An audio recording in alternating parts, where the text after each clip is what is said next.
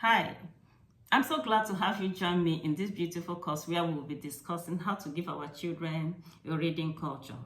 You see, reading culture is not something you hear of very often in the 21st century. We live in a century where reading has been pushed to the background, but if you're a parent who desires to raise highly successful children, then you should be thinking about giving your children a reading culture from the cradle. That was exactly what I did for my 3 children. I was able to put books into the hands of my children as early as possible. And the practical steps I took in doing exactly that is what I want to share with you in this beautiful course. So once again, I want to say welcome. I am Ngozi Okure. I'm a book lover and I'm a prolific author of over 30 books. I'm a mom of 3 children and I'm a wife to a wonderful husband. So welcome. Now, in this very first course, we'll be discussing mirror image, yes? And we'll equally try to answer the question, what is a reading culture? You're welcome. Okay, so I'll start with the story. Several years ago, I traveled to Venezuela in South America. Now, the very first day we landed at the airport in Caracas, which is the capital city of Venezuela. Now, as the plane was making its descent, as the plane was, getting closer to the airport to land, all we could see from the aircraft was a huge body of water. Now, this water was so huge, and my son tightened his hold on me. He was only about 5 years old then, and with fear in his eyes, he looked up to me and he said, "Mom, are we crashing?" I said, "No, baby, we are not crashing into the water. We are landing at the airport." Now, by the time we landed at the airport, you will see that although the huge body of water we saw from the sky was very close to the airport, it had its bounds. It could not overflow the airport, right? Okay, somebody put a limit to how far the huge body of water could go. Now, you check inside that water, you will see all manner of living creatures. You'll see the shark, you'll see the whales, you see ornamental fishes, and all manner of beautiful and ugly creatures inside the water. Okay, so when my son was growing up, he used to be keenly interested in life. He used to be keenly interested in animal life, all the creatures that live in the forest and in water. And he would binge watch those things and come and teach me. He would tell me, "Mommy, sit down. Mommy, can you see this shark? It is called the hammerhead shark. Can you see that the head is shaped like a hammer? Mommy, see this. This is called the orca. It is the biggest creature in the world." He will learn those things and he will teach me. So you see that there are amazing things inside the water. Now, if you go beyond the water, you will see all manner of forests, okay? Going to Venezuela is 17 hours in the air. So you will fly across all manner of things. I remember traveling from Rome to Nigeria once, and the plane flew across the Sahara Desert, and all we could see was sand, stretches of sand as far as your eyes could see. And then you also have tropical forests, rainforest, all manner of forests in the world, and you have the grassland. Now you come to think of the fact that the God that created all these things, the Bible says we are made in his image, okay? That we are made in the image of God. Now, to me, that is the most outstanding statement in the world. It is a mind-boggling, mind-blowing statement that the God that created everything, the huge body of water, the Sahara Desert, the tropical forest, the grassland, created everything, that made the stars and the moon and everything, and he made man in his image. Now, you know why it is mind-boggling to me is the fact that your image is programmed to do what you do. That's why when you stand in front of the mirror, whatever you do, your image in the mirror does exactly the same. Now, have you ever stood in front of the mirror? You see that if you raise your head, you shake your hand, your image in the mirror will shake the hand, and you shake your head, your image in the mirror will shake the head. Now, when the Bible says that God made man in his image, what it tells me is that man can do great things, okay? What it tells me is that man is creative. What it tells me is that man has unlimited possibilities, okay?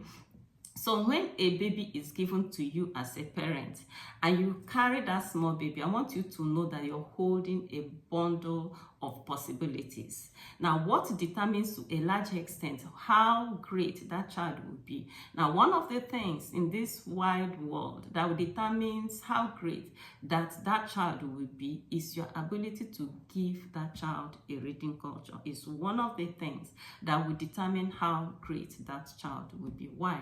Because it was Barack Obama that said that reading is a gateway skill that makes every other learning possible. Now, when a child can read, when a child loves to read books, okay, you will see that there is no end to what that child can become, because he can read and learn and acquire any skill that he desires to have in this life. Okay, all right. It was Brian Tracy that said that the keys of the 21st century are the keys of skill and knowledge. And a child who knows to read, a child who loves to read, can acquire all the skills he needs to be successful. He can acquire all the body of knowledge he needs to be successful in life. That's why it's so important that you learn how to give your children a reading culture. It is so important, right? Okay. Now, somebody might want to know, what then is a reading culture? You see, when a baby is given to you, that baby doesn't know whether there is America, it doesn't know whether there is UK, it doesn't know any other country. In fact, it doesn't even know that you have neighbors. What that child knows is what goes on in your home. What goes on in your home. And there are all manner of things that go on in different types of homes. So when we say a culture, culture is the way of life of a people. Culture is the way of life of a people. So when we talk about a reading culture in the home, we are talking about a home where reading takes place. A home where the parents, the caregivers, and the people who are in that home are readers. They pay attention to reading. We said that there are different types of cultures in a home. You have homes where books are given preeminence. People read. Children are encouraged to read. That's what we call a home with a reading culture. Of course, you have homes where from the cradle, all the child sees is home videos. We have homes where the child sees martial arts. That's the only thing the child sees in the screen. You see other homes where it is Z world. You see other homes where there are all manner of things taking place. But the one I am advocating in this video, the one I'm advocating in this course, is a home where there's a reading culture, where mommy reads, daddy reads, and mommy makes the effort in putting books into the hands of the child as early as possible in life, okay? Because what children do is what they see their parents or their primary caregivers do, okay? So when a child is raised in a home where books are read, that child will naturally grow to read. When a child is raised in a home where it is home videos all through the day, that child will get addicted to home videos. Why? Because behavior. Because man is a creature of habit. Whatsoever we do consistently, whatsoever we are exposed to consistently, we get addicted to it. We pick it as a habit. Do you understand? Okay, so having said that, you will see why it's so important that we pay attention to how these practical steps we can take in giving our children a reading culture. Now, I want to end this beautiful video with a story. One day in Caracas, Venezuela, I was coming back from church.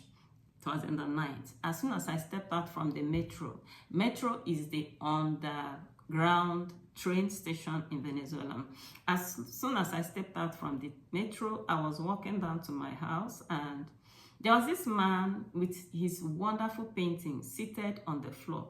Now, this man's paintings were so amazing, so beautiful that I stood. I was looking at the amazing work he put out there. I asked him how much. He told me it was peanuts. I paid and I picked one. I was looking at the man. I looked at the man. He was every shade of poverty, every shade of wretchedness. I was wondering, how can this man be this gifted and this poor? Okay, and I had so much compassion for him. I wanted to see how I could help him showcase his paintings. And I asked him in Spanish if I could have his phone number. And he answered me, "Me robaron That is the Spanish way of saying they stole it. They stole his phone. So as gifted as he was, he didn't even have a cell phone. Now, there are so many people in the world who are like that man. Highly gifted, but stranded.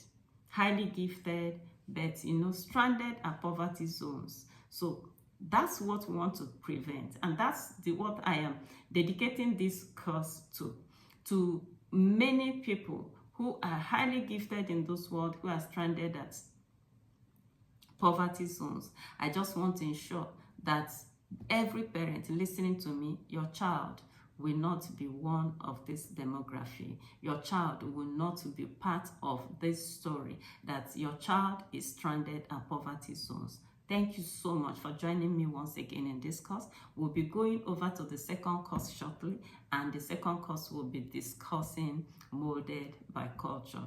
You're welcome.